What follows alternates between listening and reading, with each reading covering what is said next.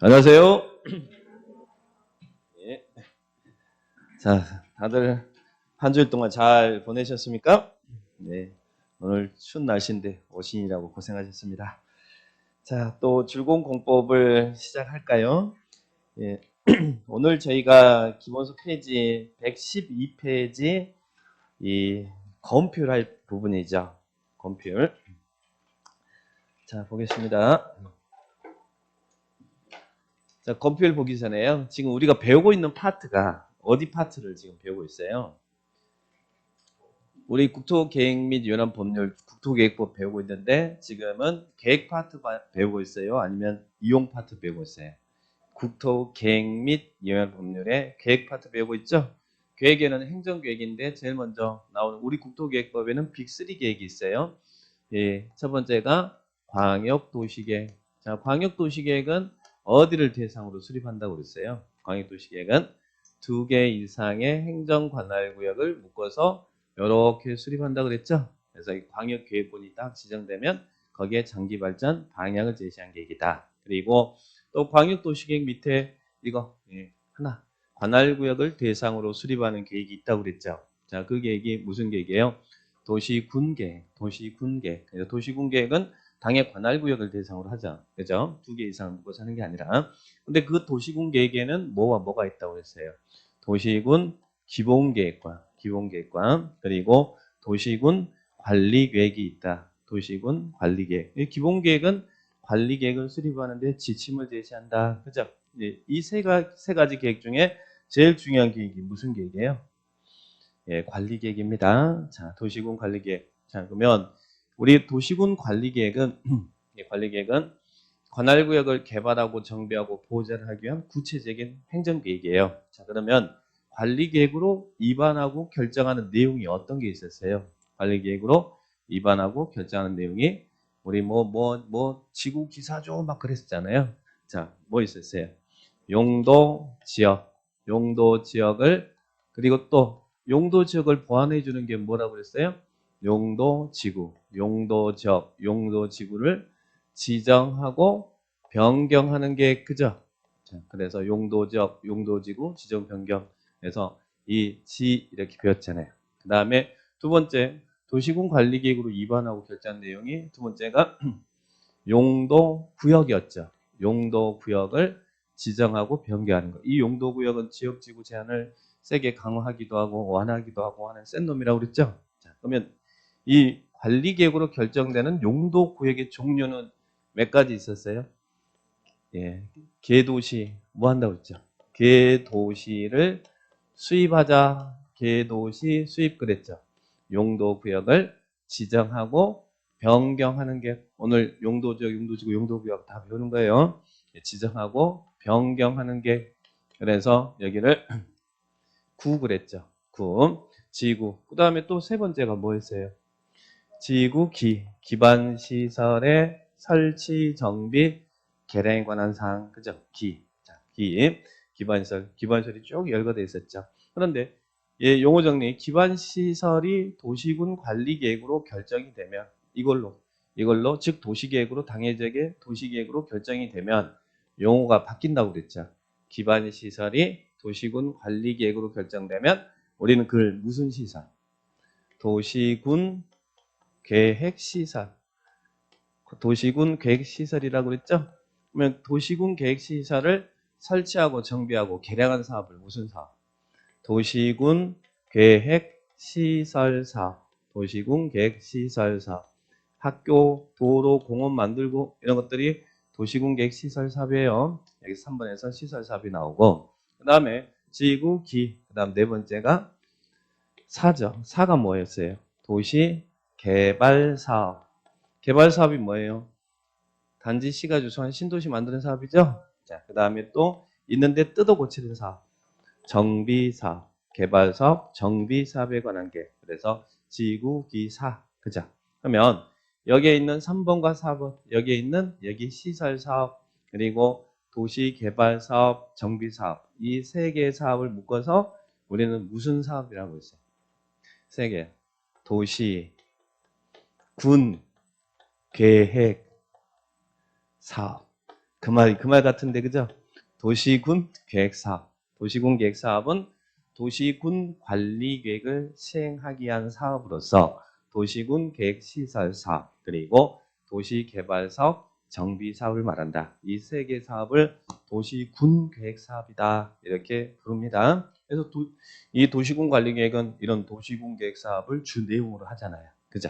자, 그러면 지구 기사, 그다음에 다섯 번째가 이런 개발 사업이 이루어지고 정비 사업이 이루어지는 이런 특정한 지역을 잘 개발하기 위해서 수립하는 공간 계획이 무슨 계획? 지구 단위 계획. 근데 지구 단위 계획을 수립할 때는 이 지구 단위 계획 구역이 먼저 지정돼야죠. 그래서 지구 단위 계획 구역을 지정하고 변경하는 것도 도시군 관리 계획으로 결정되는 내용이고, 그리고 또 지구 단위 계획 구역이 지정되면 그 안에 지구 단위 계획을 수립해야 되죠. 지구 단위 계획이 수립되는 것도 도시군 관리 결정된 내용이다. 자, 이게 관리계획 내용입니다. 그러면 여러분은 이제 지구 단위 계획이 수립된 지역에서는 지구 단위 계획대로 개발을 해야 됩니다. 자, 이게 이제 내용인데 지금 배우고 있는 부분은 우리가 이 부분을 배우고 있어요. 자, 그러면 이제 용도 지역 지난주 배웠던 용도 지역은 대한민국 모든 땅에는 자, 이런 땅에는 땅의 용도가 정해져 있다고 그랬죠. 자, 용도 지역은 뭐 때문에 용도지역을 나눈다고 했어요. 그 용도지역은 크게 도관, 농자 나눠지고 도시지역 안에는 주상공록이 있는데 우리 인천시가 여기에다가 이제 도시지역을 지정하고 그 안에다가 주거지역, 상업지역, 공업지역을 딱 지정하고 녹지지역 지정하고 해요.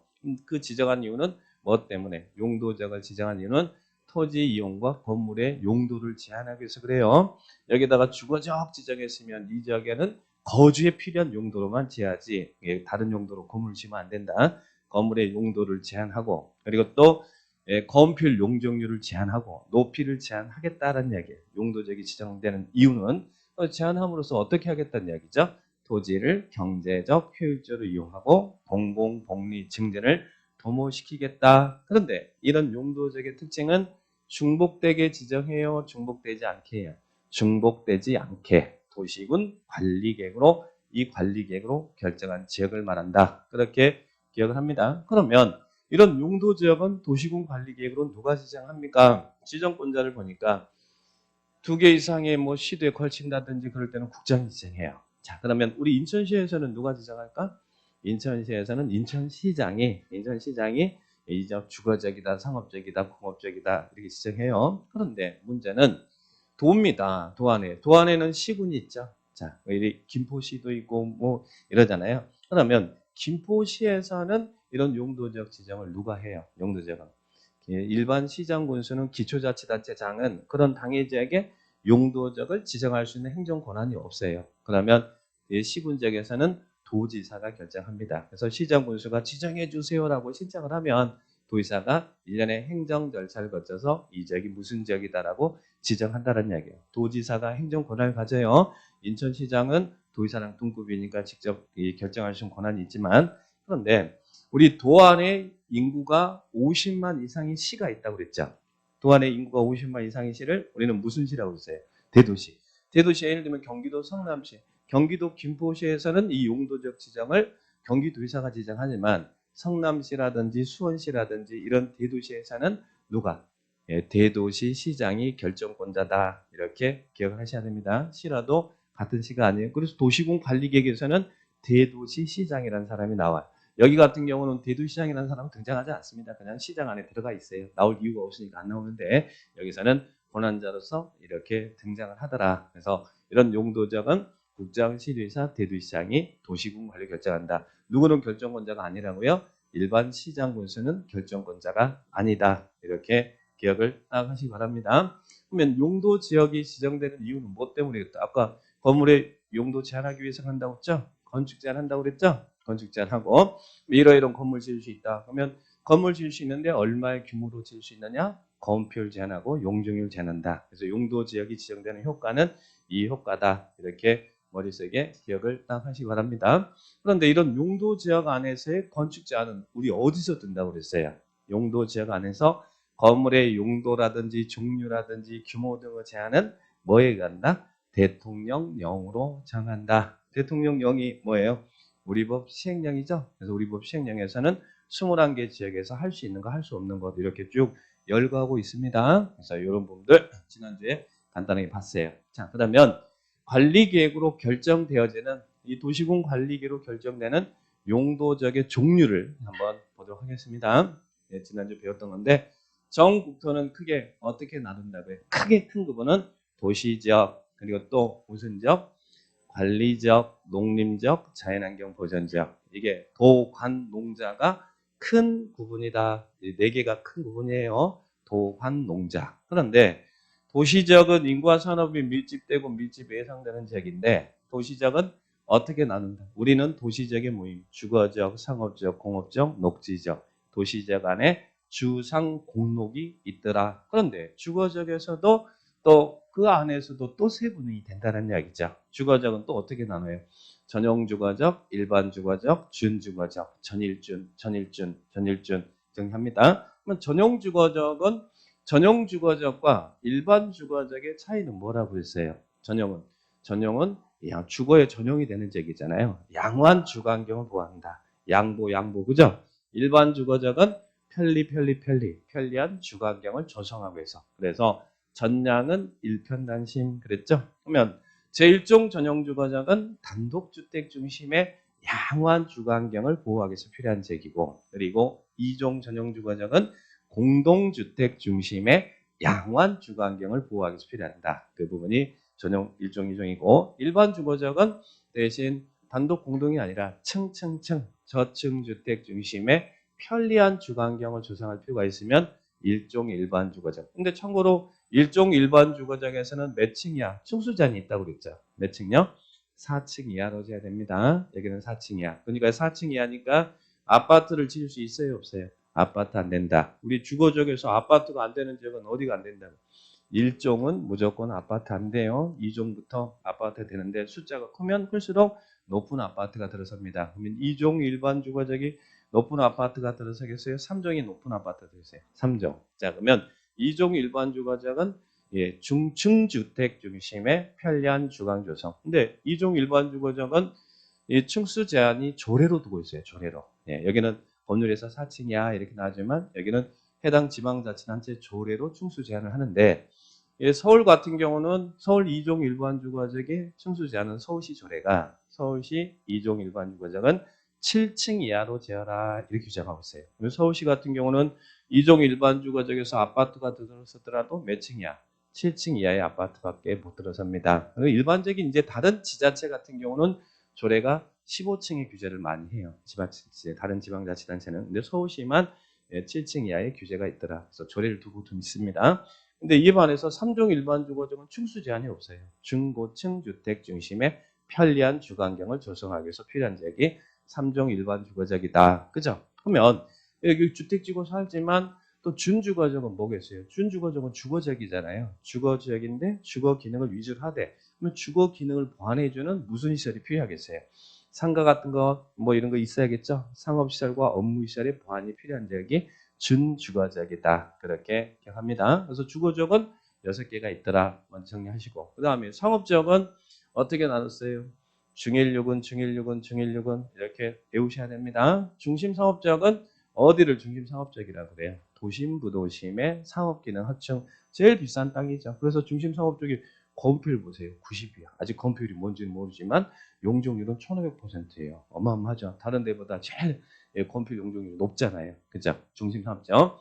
그 다음에 일반 상업적은 일반적인 상업기능 확충을 위해서 필요한 일반 나오면 돼요. 그리고 유통상업적은 뭐 생각하라고 했어요? 유통 나오면 된다고 그랬잖아요. 유통. 근린상업적은 근린 나오면 돼. 다만 유통상업적은 큰 특징이 하나 있다고 그랬죠. 유통상업적은 특수용도의 상업용 건물만 들어서니까요. 여기에서는 대한민국 땅 중에 주택이 불어대는 지역이 2군데가 있다고 그랬잖아요. 그죠? 그것도 도시적 안에 있죠. 이 도시적 안에. 어디라고요? 유통상업적하고 전용공업적. 그래서 어떻게 우리는 정리했어요? 유전에는 주택을 못 짓는다. 그죠? 기름 나는 유전에 주택 지으면 안 되잖아요. 폭발하면 다 죽잖아요.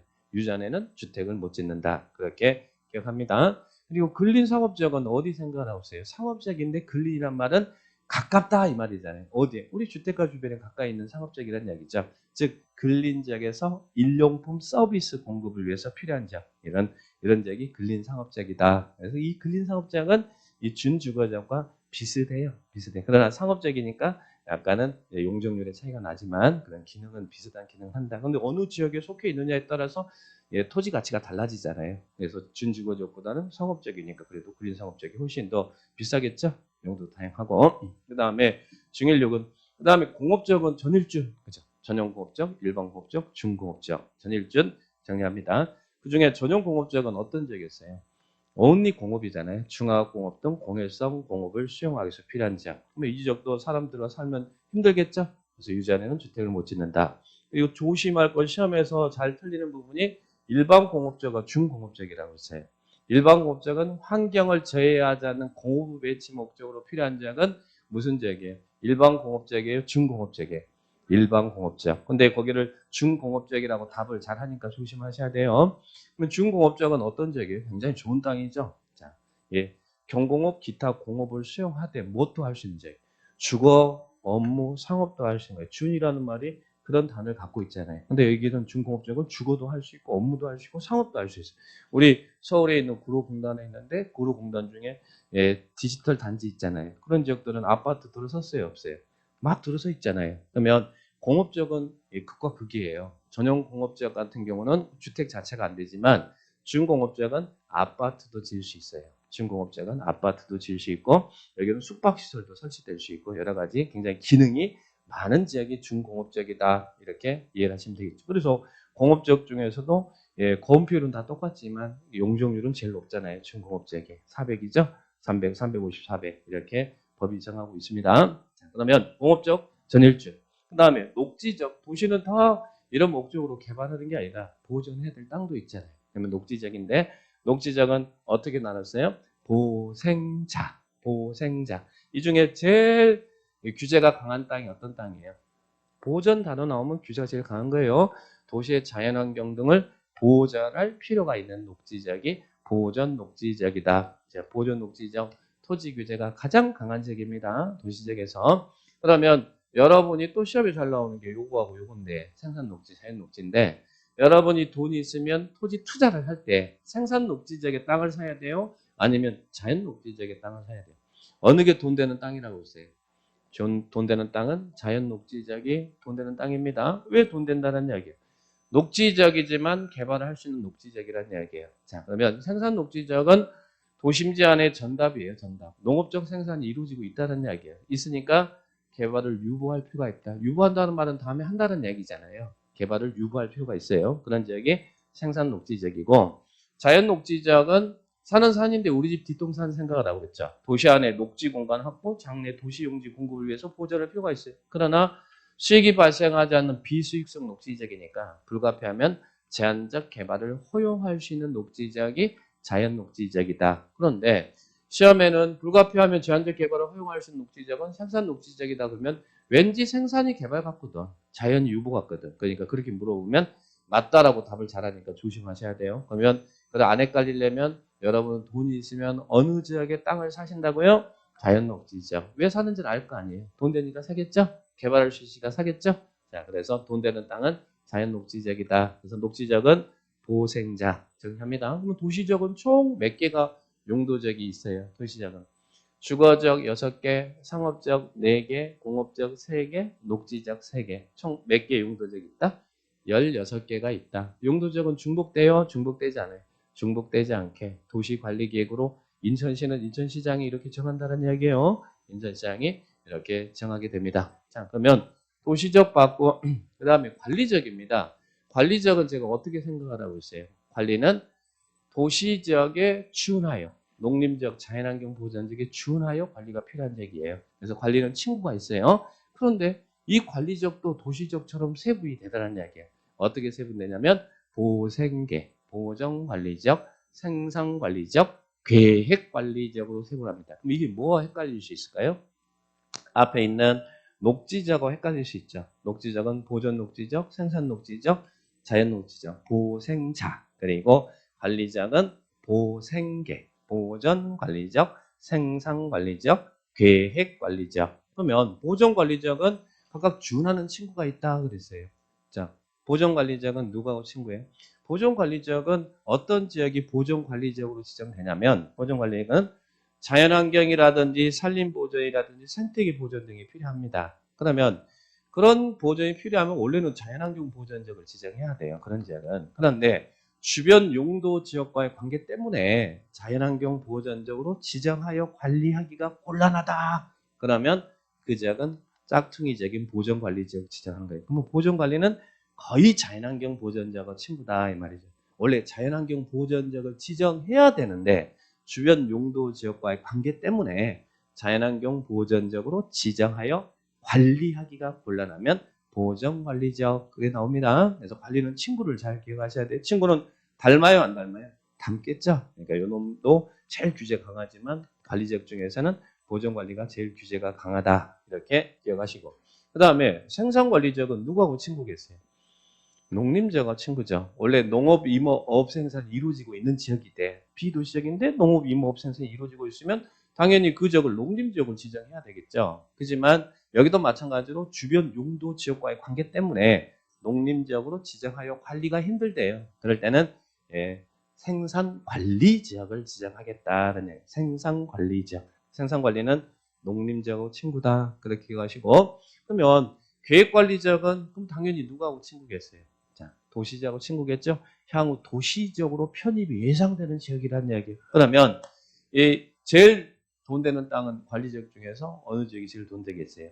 계획관리가 돈 되겠죠. 오늘 돈 되는 땅 두 가지, 녹지지역에서는 자연녹지, 그리고 관리지역은 계획관리지역이 돈 된다. 개발행위 발생 가능성이 높은 지역이다. 그죠? 그러니까 나중에 뒤에서 이제 이런 개발행위 발생 가능성이 높은 돈 되는 지역에 여러분들이 막 개발하면 안 되니까 난개발 방지하기 위해서 또 거기에 대한 장치를 또 두고 있습니다.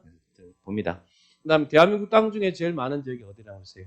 농림지역. 우리 시골에서 여러분이 토지 가지고 있으면 어떤 용도적인지 확인하면 토지 용객 확인서락을 떼보면 확인될 수 있는데 대부분은 농림지역이에요. 농림지역은 전국 대역 47% 내지 48% 정도 지금 분포되어 있습니다. 자, 그러면 농림지역은 농지법에 의한 농업진흥지역이라든지 산지관리법에 의한 보전산지 등으로 이렇게 지정되어 있는 지역에 농림업의 진행이나 산림보전이 필요한 지역이 농림지역인데요. 근데 여기서 하나만 조심할 것은 우리 도시지역 안에도 농지가 있을 것이고 임야가 있는데 도시지역 안에도 농업진흥지역을 지정할 수 있고 임야가 있는데 보전산지를 지정할 수도 있어요. 그런데 그 도시지역 안에 지정되어 있는 농업진흥지역이나 보전산지에다가 농림지역을 지정할 수 있어요, 없어요? 우리 용도적은 중복 지정 안 된다고 그랬잖아요. 도시지역하고 농림지역이 다시 중복될 수는 없죠. 그러니까 농림지역은 단서조항이 도시지역에 속하지 않고 농지법에 의한 농업진흥지역이나 산지관리법에 의해서 보전산지로 지정된 지역에 농림업의 진행이나 산림보호전이 필요한 지역을 농림지역으로 지정한다. 이것만 정리를 합니다. 도시지역에 속하지 않는 농업진흥지나 보전산지 지역을 농림지역으로 지정합니다. 자, 이런 부분들. 그다음 자연환경 보전지역은 토지 규제가 가장 강한 지역입니다. 자연환경이라든지 수자원이라든지 이런 문화재라든지 수산자원 보전이라든지 이런 것들을 보호 육성하기 위해서 보전하고 육성하기 위해서 지정하는데 제일 규제가 강한 지역이에요. 근데 일반적으로 우리가 대한민국에 제일 많은 땅이 임야고 뭐 그러니까 농지고 그러니까 자연환경 보전지역이 제일 많을 것 같지만 그런 지역은 대부분 농림지역이고 자연환경 보전지역은 전국의 10%도 안 됩니다. 토지 규제가. 그러나 제일 규제가 강한 지역이다. 이렇게 정리합니다. 그러면 도시지역이 16개, 관리지역 3개, 19개, 농림 21개. 21개 용도지역이 있죠? 자, 그래서 지난 시간에는 그런 용도지역에서 행위 규제를 우리는 앞에서 쭉 배웠어요. 대통령 영해에서 하는 거. 자, 예를 들면, 그러면 요 파트를 보는데, 자, 일종 전용 주거죠. 용도지역이 지정되면, 효과 한번 볼게요. 이제 이런 종류를 쭉 봤으니까, 용도지역이 지정되면 효과. 첫 번째, 용도를 지정한 이유는 건축 제한을 하기 위해서 그런다고 그랬죠? 건물의 행위 제한. 이걸 행위 제한이라고 표현해요. 건축 제한. 근데 이 건축 제한은 어디서 둔다고 했어요? 대통령 영해상. 자, 그러면 지난주에 했던 걸 살짝만 볼게요. 우리 일종 전용 주거죠. 일종 전용 주거적은 어떤 지역이 일종 전용 주거적으로 지정돼 있어요? 일종 전용 주거적은 아까 단독주택 중심의 양호한 주거 환경을 보호하기 위해서 지정한다 그랬죠? 그러면 우리 법 시행령 대통령령에서는 일종 전용 주거적에서 건축할 수 있는 건축물 이렇게 규정하고 있어요. 자, 그 내용이 지난주에 배웠던 거 살짝 한번 검토만 해볼까요? 페이지에 몇 페이지냐면 90페이지에 나왔어요. 일종 전용주거적에서 건축할 수 있는 건축물 나왔죠. 그러면 거기에 보니까 건축법 시행령에 규정되어 있는 단독주택 가능하대. 나중에 이제 건축법에서 건물의 용도를 배울 텐데요. 예, 건축법 단독주택에는 또 단독도 있고 다중도 있고 다가구도 있고 뭐 공간도 있고 그래요. 근데 이 중에 단 무엇은 빼고 다가구 주택은 빼고 다가구 주택도 단독주택입니다. 그러나 다가구 주택은 안 된다. 그 다음에 또 여러분 단독주택 중심의 양호한 주거환경을 보호하려면 주택만 짓고 사람이 살 수는 없잖아요. 때로는 미장원도 가고 세탁소도 가고 슈퍼도 가고 해야겠죠. 주민 생활을 영위하는 데 필요한 시설이 무슨 시설이에요? 근린생활시설. 근데 근린생활시설도 1종이 있고 2종이 있어요. 1종이 좋을까? 2종이 좋을까? 1종 근생은 주택가에 있으면 설치될 수 있는 시설이 1종 근생 시설이에요. 그래서 건축법 시행령에 규정되어 있는 1종 근린생활시설을 설치할 수 있다. 이렇게 나와요. 그럼 여기에는 설치할 수 있는 건물의 용도가 이렇게 열거돼 있잖아요. 자, 이 말은 무슨 말이라고 했어요? 건축할 수 있는 건축물이라는 것은 대한민국의 일종 전용 주거적에서는 여기에 열거되어 있는 우리 법 시행령에 열거되어 있는 이런 건물의 용도는 당연히 건축할 수 있다는 거예요. 우리 인천시 일종 전용 주거적이든 서울시 일종 전용 주거적이든 김포시 일종 전용 주거적이든 일종 전용 주거적에 있는 지역에서는 이런 건물의 용도는 법률의 규정에서 당연히 할 수 있다는 이야기예요. 우리 법 시행령이 정하고 있어요. 그런데 조례로 건축할 수 있는 건축물이란 말은 무슨 말이에요? 거기 보니까 가나, 다라 이렇게 나와 있나요? 쭉 해서 건물이 열거되어 있죠. 근데 조례로 건축할 수 있는 건축물이라는 것은 당연히 할 수 있는 건 아닌데 해당 지방자치단체 조례가 인정한다면 여기에 열거된 것도 할 수 있다. 그래서 만약에 우리 인천시가 인천시 조례로 인천시 제1종 전용주거적에서는 여기에 열거되어 있는 것 중에서 가나 다라 하겠다라고 규정하고 있으면 인천시 1종 전용주거적에서는 여기에 열거된 이것도 할 수 있다는 이야기예요. 자, 그러면 요놈은 법률의 규정에서 당연히 할 수 있고 여기는 조례가 인정한다면 할 수 있다는 얘기죠. 서울시 같은 경우는 서울시가 열거된 것 중에 가나다라 마바 사 하겠다 그러면 서울시에는 요놈하고 가나다라 마바 사까지 할 수 있다는 얘기예요. 우리 법 시행령에는 법률의 규정에서 당연히 할 수 있는 것과 조례가 인정한다면 할 수 있는 것 이렇게 쭉 열거하고 있다는 얘기예요. 여기 열거된 것만 할 수 있고 다른 것은 이적이 할 수 없다. 용도적이 총 몇 개 용도적이 있다고 그랬어요? 21개 용도적이 쭉 있습니다. 그래서 우리 법 시행령에서는 할 수 있는 거, 할 수 없는 것 쭉 이렇게 열거하고 있더라. 실무에서는 이게 중요합니까? 중요하지 않습니다. 굉장히 중요하겠죠? 중요합니다. 중요하다는 것만 알아요. 거기 있는 거 다 외우려고 하지 마시고. 자, 그러면 이제 이런 건축 용도적이 지정되면서 이런 건축 제한, 용도 제한이 이루어졌습니다. 자, 그러면 여기서 볼까요? 여기서는 일종 전용 주거적에서는 단독주택 지을 수 있다고 그랬죠? 자, 이제 여러분이 땅 샀어요. 자, 그러면 제1종 전용 주거적에 땅을 샀습니다. 뭐 하려고 샀어요? 전원주택 지려고, 그죠? 단독주택 가능하다고 그랬으니까. 자, 그러면 일종 전용 주거적의 대지 면적이 1000제곱미터인 땅을 샀어. 1000제곱미터. 단독주택 짓기 위해서 이거 할 수 있다고 그랬으니까. 어디든 할 수 있다고 그랬으니까. 단독주택을 여기서 지을 건데 이제 뭐가 나와야겠어요? 이 주택을 짓는데 얼마의 규모로 지을 거냐? 자, 이제 이게 규모 제한입니다. 이 규모 제한이 뭐예요?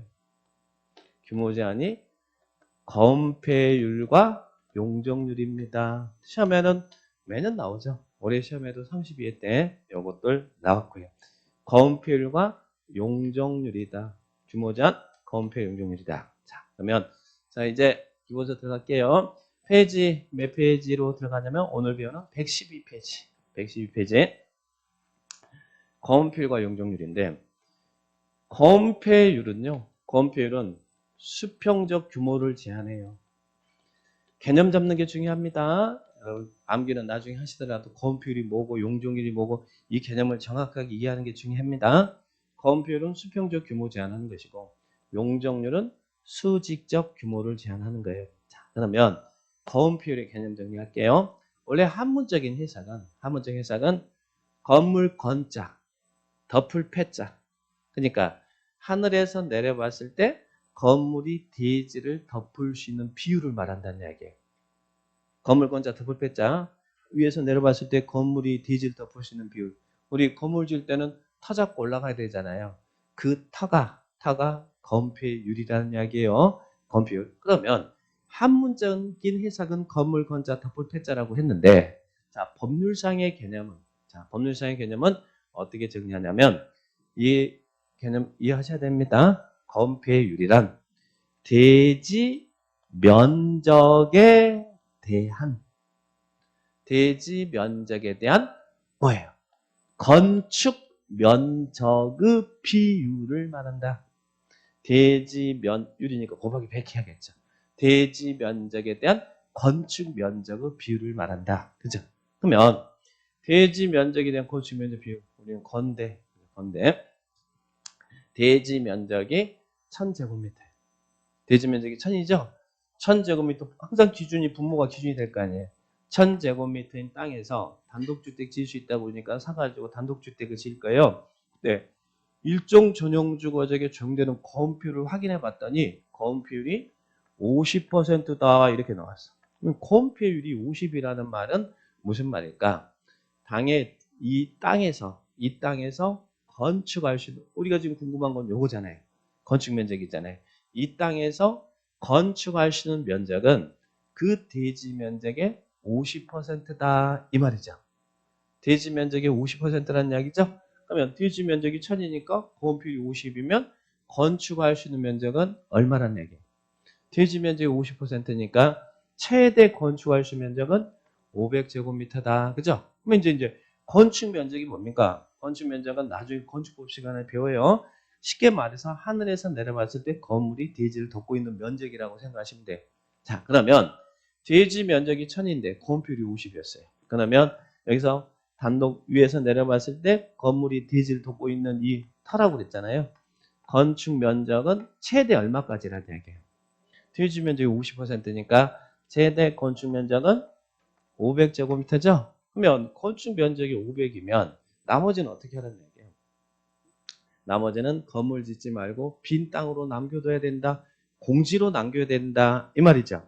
그러면 건폐율이 50이면 최소 공지는 50% 이상 남겨두라는 얘기죠. 공지 면적. 그러면 최대 건축 면적이 500이 정도됐으면 최소 공지는 500이 돼야겠죠. 그래서 이 건축 면적과 공지 면적을 합하면 뭐가 나오냐면 대지 면적이 나와요.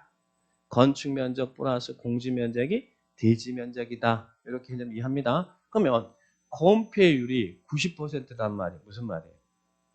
건폐율이 90이라는 것은 당의 대지 면적의 건축 면적은 90%다 이 말이잖아요. 최대. 그러면 공지는 최소 10% 남겨둬야 된다 이 말이잖아요. 그러면 건폐율이 70이라는 말이 무슨 말이에요? 건폐율이 70이라는 말은 대지 면적의 70%가 맥스다 이 말이잖아요. 그래서 30%는 최소한 무조건 공지를 남겨둬야 된다 이 말이죠. 그죠? 그러면 건폐율이 20이란 말이 무슨 말이에요? 우리 시골 지역에 마당이 넓은 이유는 비도시적 이런 지역을 보니까 건폐율이 계획관리지역만 빼고 나머지 다 건폐율이 20이잖아요. 법이 허용한 맥스가 20이잖아요. 그럼 건폐율이 20이란 말이 무슨 말이에요? 대지 면적의 20%만 건축할 수 있고 나머지 80%는 공지를 남겨둬야 된다 이 말이죠.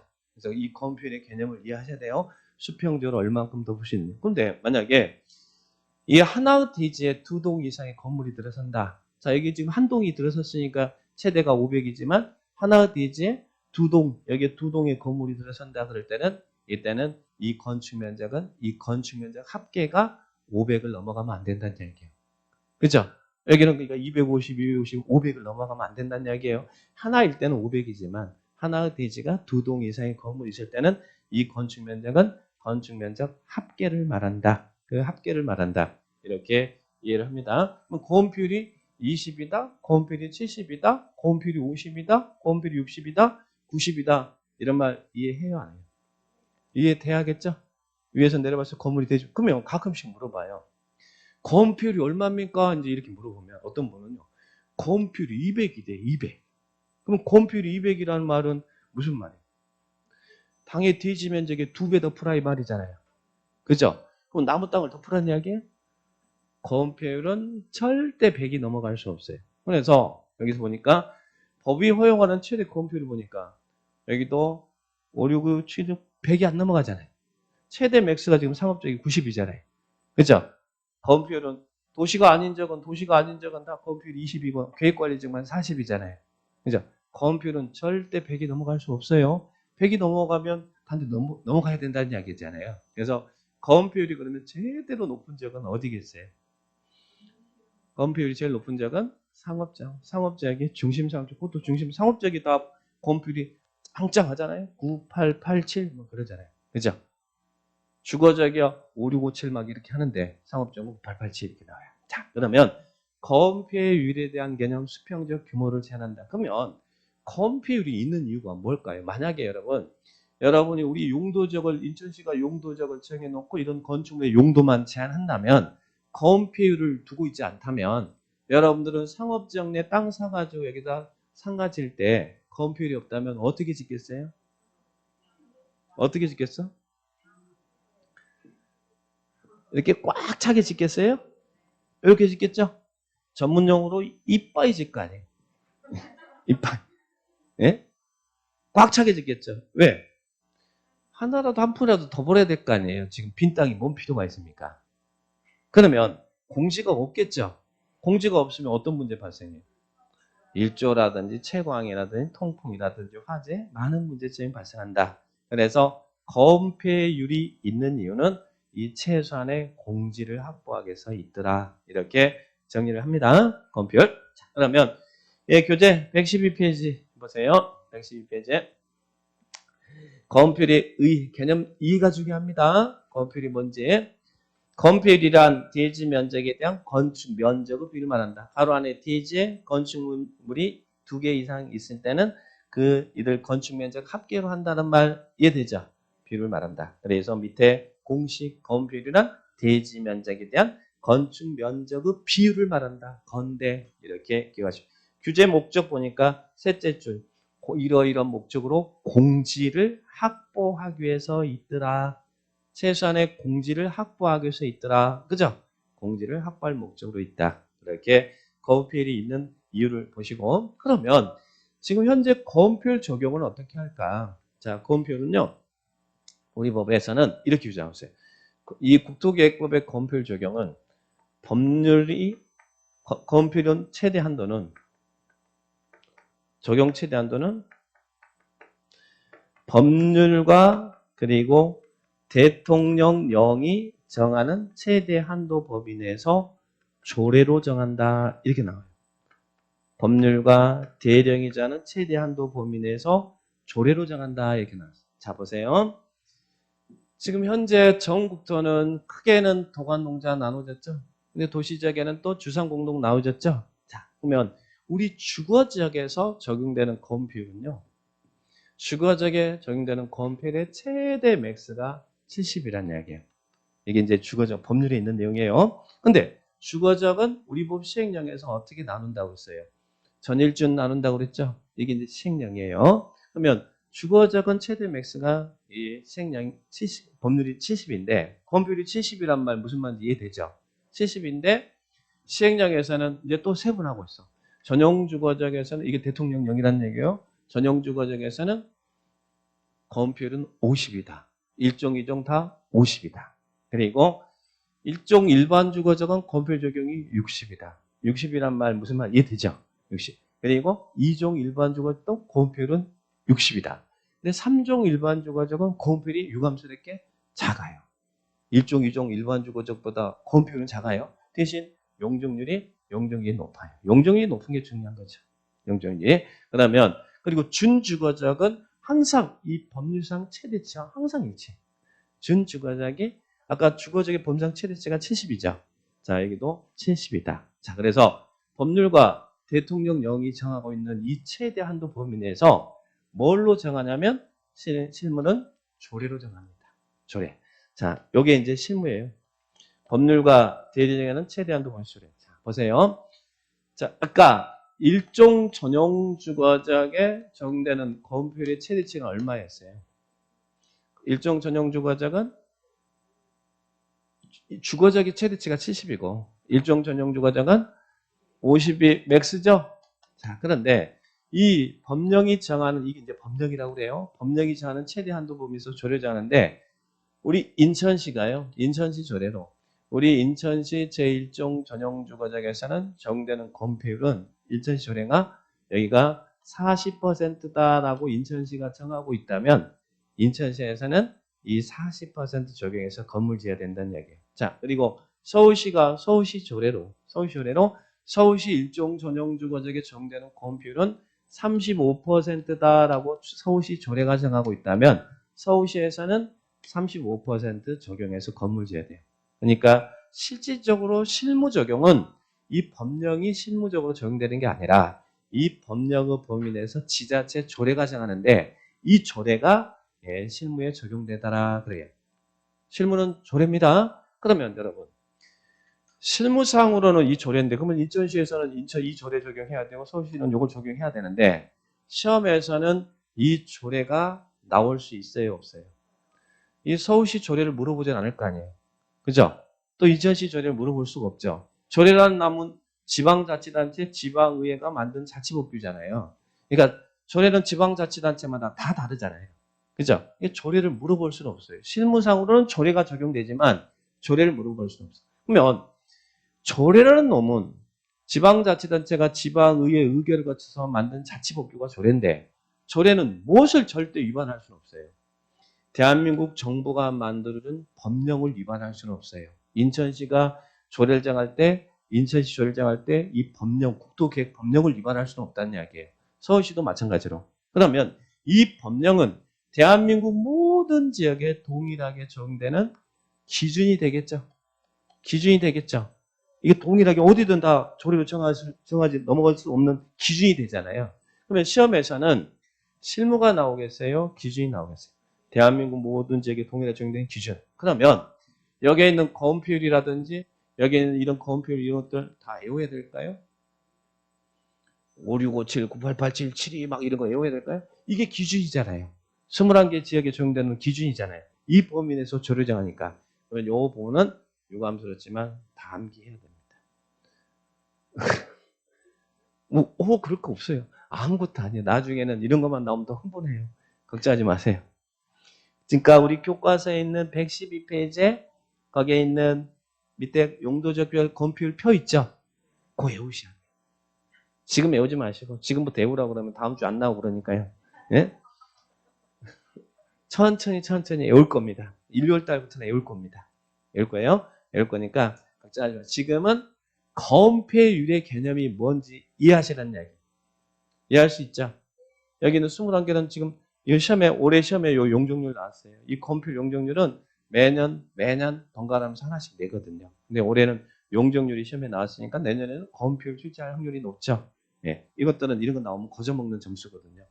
여러분 안 될 것 같지만 전혀 걱정하지 마세요. 충분히 외울 수 있어요. 아무것도 아니에요. 자, 그러면 건폐율 개념 이해했어요? 그 다음 뒤로 넘기세요. 자, 건폐율에 대한 개념 이해하시고 그 다음에 나머지 부분들 보지 마세요. 자, 그 다음 117페이지 가세요. 117페이지에 용적률입니다. 자, 보세요. 용적률. 이제 터 잡았습니다. 아까 제1종 전용주거지역에서 단독주택 짓는다고 해서 단독주택 지으려고 합니다. 그리고 건폐율 확인해 봤더니 50%니까 여기다가 최대 건축면적 500을 깔았다는 이야기예요. 나머지 공지는 무조건 남겨둬야 되니까. 그죠? 자, 그러면 이제 터 잡았으니까 어떻게 해야겠어요? 그죠? 터 잡았으니까 올라가야 될 거 아니에요. 공지에서는 이제 여기는 남겨둬야 되니까 이제 이 올라가야 되겠죠. 자, 이걸 뭐라고 그래? 용적률. 자, 용적률은 한문적인 해석은 넣다 용자 쌓을 적자. 그 땅에서 얼만큼 쌓아 올릴 수 있느냐. 이게 용적률이에요. 넣다 용자 쌓을 적자. 얼만큼 쌓아 올릴 수 있는. 터 잡았으니까 쌓아 올라가야 될 거 아니에요. 이게 용적률입니다. 그다음에 용적률은 수평적 규모를 제한하는 거예요. 수직적 규모를 제한하는 거예요. 수직적 규모 제한. 수직적 규모 제한입니다. 그런데 용적률은 자, 한문적인 해석은 그렇고 자, 보세요. 법률상의 개념은 어떻게 정리해요? 용적률이란 대지 면적에 대한, 항상 분모는 대지 면적이에요. 대지 면적에 대한 건축 연면적의 비율을 말한다. 연면적. 아까 여기 건축 면적이었죠? 건축 면적은 위에서 내려봤을 때 타라고 생각하시면 돼요. 그러면 연면적은 뭐냐? 자, 그래서 여기를 연대라고 하네. 여러분 건대 가실 거예요? 연대 가실 거예요? 연대? 거의 뭐 알아서 하세요. 자, 연대, 연면적. 그런데요, 우리 나중에 이제 건축법에서 이런 용어를 배울 거거든요. 예. 근데 연면적은 어떻게 정리하냐면 하나의 건축물은 각층 바닥 면적 합계라고 그래요. 바닥 면적 합계. 바닥 면적 합계가 연면적입니다. 자, 보세요. 여기가 건물이 이렇게 있어요. 자, 건물이 3층짜리 건물이 있어요. 3층에 건물이 있는데 1층의 바닥 면적이 100제곱미터고 2층의 바닥 면적이 100제곱미터고 3층의 바닥 면적이 100이면 이 건물의 연면적은 얼마다? 연면적은 300이다. 이 바닥 각층 바닥 면적 합계가 연면적입니다. 우리 여기도 지금 10층이잖아요. 2층, 2층, 3층, 4층 각층 바닥 면적이 있으면 그 합한 게 연면적이다. 자, 그러면 대지 면적이 1000이라는 거예요. 1000. 근데 여기 보니까 용적률이 여기가 100%다라고 이렇게 나와 있어요. 그럼 이 땅에서 지을 수 있는 최대 용적률이 100%대. 그러면 이 땅에서 지을 수 있는 최대 건축 연면적은 얼마란 이야기예요?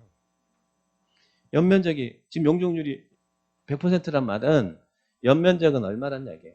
이 대지 면적의 몇 배란 이야기예요? 한 배란 이야기죠? 대지 면적이 한 배잖아요. 그러니까 여기서 지을 수 있는 이 땅에서 지을 최대 연면적은 이 대지 면적의 한 배니까 여기는 1000이다 이 말이잖아요. 건폐율은 절대 100을 넘어갈 수는 없지만 용적률은 막 넘어간다는 이야기예요. 용적률 연면적은 대지 면적의 한 배다. 그죠? 그러면 1000이란 이야기예요. 그럼 용적률이 200%란 말은 무슨 말일까? 연면적은 얼마란 얘기예요? 이 뒤에 곱하기 여기 100이니까 두 개, 동글뱅이 두 개 딱 띄면 되잖아요. 연면적은 대지 면적의 몇 배?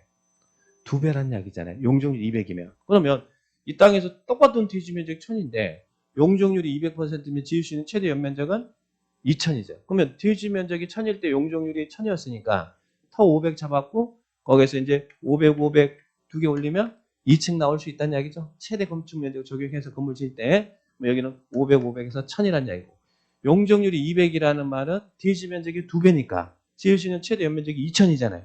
2000이면 500, 500, 500, 500, 4층까지 올라갈 수 있죠. 용적률이 300%란 말은 무슨 말이에요?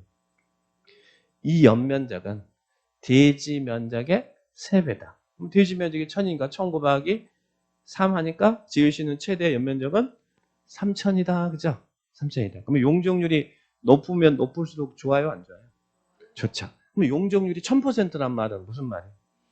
우리 항상 관심 있는 거 건축 연면적이잖아요. 이미 대지 면적은 다 있으니까. 용적률도 좋아지니까. 그 땅에서 얼마큼 올라갈 수 있느냐 이거잖아요. 용적률이 1000%란 말은 무슨 말이에요? 연면적은. 그 대지 면적의 몇 배란 얘기예요? 뒤에 동글뱅이 두 개만 띄면 되잖아요. 대지 면적의 10배란 이야기죠? 그러면 대지 면적이 1000이면 용적률이 1000적인 적에서는 지을 수 있는 최대 연면적은 만이란 이야기잖아요. 연면적이 만. 용적률이 1500%란 말은 무슨 말이에요? 막 숫자가 100, 200 나오면 여러분 감당하는데 막 1000, 1500 뭐 이런 거 나오면 감당이 안 되는 거 아니죠? 예? 용적률이 1500%란 말은 무슨 말? 연면적은 대지 면적이 15배란 이야기잖아요. 그러면 1000에다 곱하기 15하면 15,000이죠. 자, 보세요. 상업적에 용적률이 1500%인 지역이 있어. 그 땅의 대지 면적이 15배를 지을 수 있는 지역이 있다는 이야기예요. 어디겠어요? 중심 상업적이잖아요. 아까 건폐율도 90%잖아요. 어마어마하죠? 이 어마어마하잖아요. 건폐율 90, 용적률 1500이면 이 지역의 땅 가격이 얼마나 비싸다는 이야기예요. 똑같은 땅인데 대지 면적이 1000인데 보존 녹지 지역 같은 경우는 보존 녹지 지역은 건폐율이 20이죠. 다 녹지역이 20이니까. 용적률이 80이에요. 그럼 용적률이 80이란 말은 무슨 말이에요? 연면적은 그 대지 면적의 80이잖아요. 100도 아니잖아요. 대지 면적의 0.8배라는 이야기 아니에요. 그러면 보존 녹지 지역에서는 1000제곱미터 땅을 사서 건물 지을 때 지을 수 있는 건물의 최대 연면적은 800밖에 안 되잖아요. 근데 여기는 지금 1000제곱미터에서 지을 수 있는 최대 연면적은 15,000이잖아요. 여기는 800이고 여기는 15,000이면 얼만큼의 공간적 가치를 이용할 수 있는 차이가 난다는 얘기예요. 우리 부동산 가치는 이 공간적 가치라고 그러잖아요. 얼만큼 이 스페이스를 이용할 수 있느냐 이거잖아요. 그러니까 상업지역은 그만큼 공간적 가치를 넓게 이용할 수 있으니까 땅 가격이 비쌀 수밖에 없잖아요. 이 건물 용적, 특히 용적률이 몇 퍼센트 적용해서 짓느냐가 어마어마하게 실무상으로는 중요합니다. 재개발, 재건축 쪽에서 용적률이 재개발은 저기 기존의 용적률이 200%인데 거기 들어대고 다시 건물 새로 지을 때 종전의 용적률 그대로 적용해서 새로 지어라 그러면 재개발할 이유가 없잖아요. 재건축할 이유가 없잖아요. 그죠? 재개발, 재건축 쪽에 용적률이 200% 적인데 용적률은 뭐 300% 올려준다, 400% 올려준다 그러면 더 많은 공간적 가치를 지을 수 있으니까 그만큼의 기대 개발 이익이 발생하는 거 아니에요. 그러니까 재개발, 재건축할 때 제일 먼저 하는 게 건폐율, 용적률, 특히 용적률 올려주세요라고. 안 그러면 수익성이 나타나지 않으니까. 그래서 용적률은 실무상으로 그게 중요한 것이다. 그래서 용적률은 수익적으로 얼마만큼 올라갈 수 있냐. 이 개념 정리를 꼭 하셔야 됩니다. 자, 개념. 용적률 이해할 수 있죠? 그럼 용적률이 없다면 그 용적률을 두는 이유는 뭐 때문에 두겠어요, 여러분? 용도 지역에서 이렇게 적용하고 건축만 제한하고 자, 건폐율, 규모 제한, 건폐율 제한하고 용적률 제한이 없다면 이 용적률 제한이 없다면 여러분은 어떻게 하겠어요? 제가 가진 게 돈밖에 없는 사람인데 하늘 끝까지 올릴 거 아니에요. 어떤 사람은 하늘 끝까지 올릴 것이고 어떤 사람은 1층 올릴 것이고 어떤 사람은 5층 올릴 것이고 도시가 들쑥날쑥 하겠잖아요. 그죠? 그럼 쾌적한 주거 환경이라는 게 조성될 수 없죠. 용적률은 건물의 총 규모를 규제하는 겁니다. 그래서 총 규모를 규제하기 위해서 한다. 그렇게 기억합니다. 자, 그러면 다시 한번 정리할까요? 117페이지로 들어가 볼까요? 이제 건폐 용적률의 이 개념 정리를 꼭 하셔야 됩니다. 용적률이란 대지 면적에 대한 건축 연면적을 비율을 말한다. 그죠? 여기도 마찬가지로 그 건물에 두 개 이상의 건물이 있을 때는 그때는 그 연면적의 합계를 말한다. 합계가 얼마를 넘어서는 안 된다는 이야기예요. 그런데 밑에 용적률에 보니까 대지 면적에 대한 지상층 연면적 나왔죠? 자, 요 부분을 좀 이해를 합니다. 용적률 계산할 때 연면적에 산입하지 않는 게 있어요. 용적률을 계산할 때 연면적에 산입하는. 그럼 여러분 이 연면적에 산입하는 게 좋을까요? 산입하지 않는 게 좋을까요? 불산입하는 게 있대. 보세요.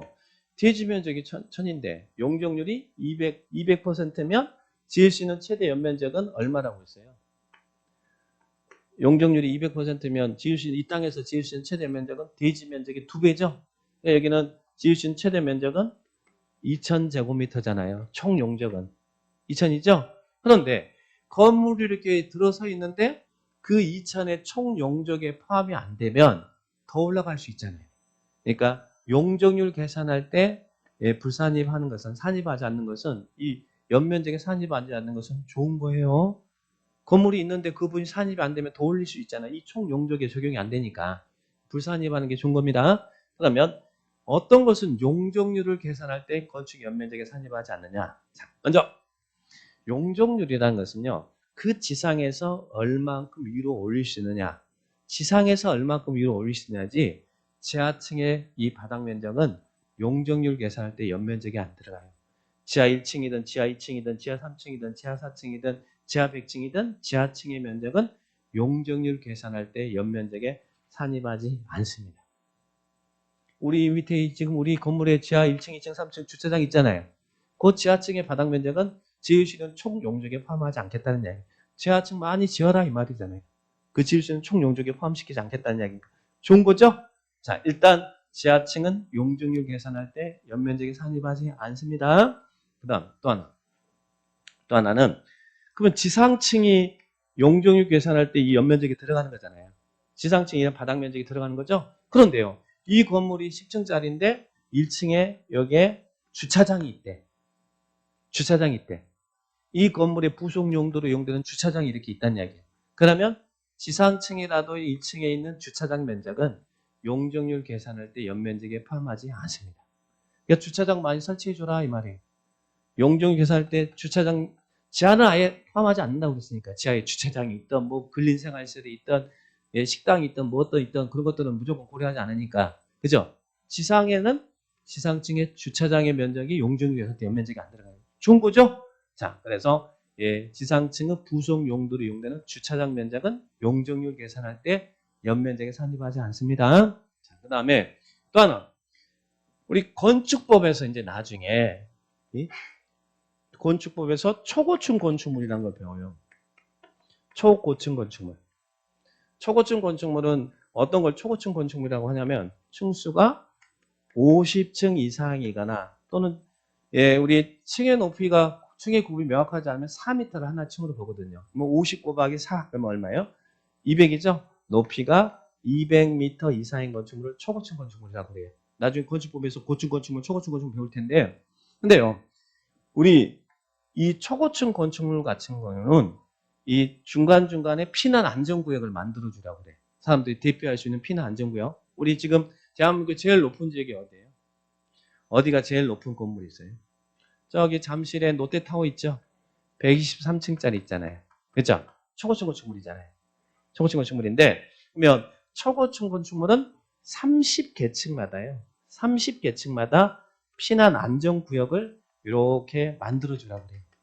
대피하기 위한 피난 안전구역을 만들어주라고 그래요. 그러면 이 초고층 건축물의 이런 피난 안전구역 등의 면적은 용적률 계산할 때 연면적에 포함시키지 않겠다는 얘기예요. 피난 안전구역 많이 만들어라. 그래서 여러분이 잠실에 있는 롯데타워 갔을 때 30층은 여기가 피난 안전구역이기 때문에 여기는 개방을 시켜놨어요. 그러니까 전망 보고 싶으면 공짜로 볼 때 이쪽에 가서 보시면 돼요. 나머지 다 돈 내고 봐야 되거든. 30층에 피난 안전구역이 만들어져 있어요. 그러면 이 피난 안전구역의 면적은 용적률 계산할 때 연면적에 산입하지 않습니다. 그리고 또 나중에 건축법에서 헬리포트를 배울 거예요. 헬리포트라는 게 뭐예요? 헬리콥터가 뜨고 내리는 거. 우리 H 있죠. 영화 같은 데 보면 H 있죠. 그게 이제 헬리포트라 그래요. 그러면 일정 규모 이상의 건축물 옥상에는 헬리포트를 설치해 줘야 돼요. 피난의 용도를 이용하기 위해서. 그런데 헬리포트가 설치되는 것은 평지붕일 때 헬리콥터가 내릴 수 있잖아요. 그죠? 경사진 형태 지붕 같은 경우는 헬리콥터가 못 내리잖아요. 그래서 이제 헬리포터가 설치되는 건물에 경사진 형태 지붕이면 헬리포터가 설치가 안 되니까 그 지붕 아래에다가 대피 공간을 만들라고 그래요. 경사진 지붕 아래 대피 공간을 만들라고 하는데 그 대피 공간의 면적도 용적률을 계산할 때는 연면적이 아니에요. 좋은 거라고 그랬죠? 자, 그래서 여기 대피 공간의 면적 나오죠. 이건 나중에 건축법이든 무슨 법이든 다 외워야 될 내용이거든요. 용적률 계산할 때 건축 연면적에 산입하지 않는 것은 지, 주. 자, 여기는 찌하게 표시는 용적률 계산할 때 연면적에 산입하지 않는 것은 지, 주, 대피. 지주. 오른쪽에. 우리 교재 117페이지 오른쪽에 나왔죠? 1, 2, 3, 4 나왔잖아요. 용적률 계산할 때 건축 연면적에 산입하지 않는 건 뭐라고요? 지주, 대피. 지주, 대피. 이렇게 외워놓으세요. 이건 지주, 대피. 자, 용적률 개념 이해했죠? 이렇게 하고 용적률 계산할 때 적용되지 않는 거. 그 부분들 체크합니다. 그러면 이 용적률 적용도. 자, 뒤에 뒷장 넘겨보세요. 여러분, 용적률은 아까 있는 목적이 뭐라고 그랬어요? 총 규모를 규제하기 위해서 그렇다고 그랬죠? 용적률이 없으면 가진 게 돈밖에 없는 저는 하늘 끝까지 지른다고 했어요. 자, 그래서 총 규모 규제하면. 근데 용적률 적용도 어떻게 할까? 아까 건폐율처럼 어떻게? 법률과 대령이 정하는 최대 한도 범위 내에서 조례로 정한다는 얘기예요. 그러면 여러분 필드 가면 뭐 보셔야겠어요? 우리 인천광역시 조례 확인해야겠죠? 아까 건폐율처럼 조례 실무적으로는 조례란 이야기예요. 조례. 근데 실무에서는 조례지만 시험에서는 조례 안 나오죠? 기준이 나오겠죠. 그러면 우리 용도적이 21개니까 여기도 용적률 기준이 있다는 얘기예요. 해당 지자체 조례 정하는 기준이 정하게 돼 있어. 그 기준이 여기에 있는 용적률. 자, 용적률의 법률상 최대치는 500%예요. 주거적 500. 건폐율이 70이고 용적률이 500이에요. 그러면 용적률이 500이란 말은 무슨 말? 대지 면적의 몇 배를 지을 수 있다, 연면적은? 5배 지을 수 있다, 이 말이죠? 대지 면적의 5배라는 이야기잖아요. 여기 건폐율은 대지 면적의 0.7, 대지 면적이 0.7이고 여기는 5배잖아요. 100이 1이니까. 100이니까. 자, 그러면 주거지역은 용적률이 최대가 500이야. 500. 그리고 또 시행령에서는 대통령령에서는 각각의 용적률이 쭉 나와 있어요. 여기에는 쭉 이렇게 나와 있어요. 21개 지역에 대해서. 참고로 비도시적 같은 경우는 도시가 아닌 지역은 개발할 땅 아니니까 건폐율이 20이고 계획관리지역만 40이고 용적률은 다 80이에요. 계획관리지역만 100이에요. 그러니까 계획관리지역만 40, 100이고 나머지 비도시지역은 다 20하고 80이에요. 문제는 주상공인 도시지역이 건물 짓는 땅이니까 앞에서 건폐율 용적률이 겁나 높잖아요. 이렇게. 그죠? 그러면 이 용적률 우리 교재에 있는 118페이지 그 표 있죠? 그거 외워야 돼요? 안 외워야 돼요? 이제 거부감이 없네? 이것도 외워야 돼. 지금 외우지 마시고 이제 1월 달부터 천천히 외우게요. 근데 지금 건폐율이 뭔지 용적률이 뭔지 그리고 왜 건폐율 용적률이 나왔는지 개념을 이해하시라는 얘기야. 이해할 수 있겠죠? 자, 그래서 건폐율이 나온 이유는 요것 때문에 나온 거예요. 용도지역. 용도지역이 지정되니까 그에 따른 용도도 제한되고 규모도 제한되기 때문에 여기서 이제 요 건폐율 용적률이 나왔다. 그죠? 그래서 정리를 나가십니다. 그래서 용도지역이 있는 목적이 아까 여기서요.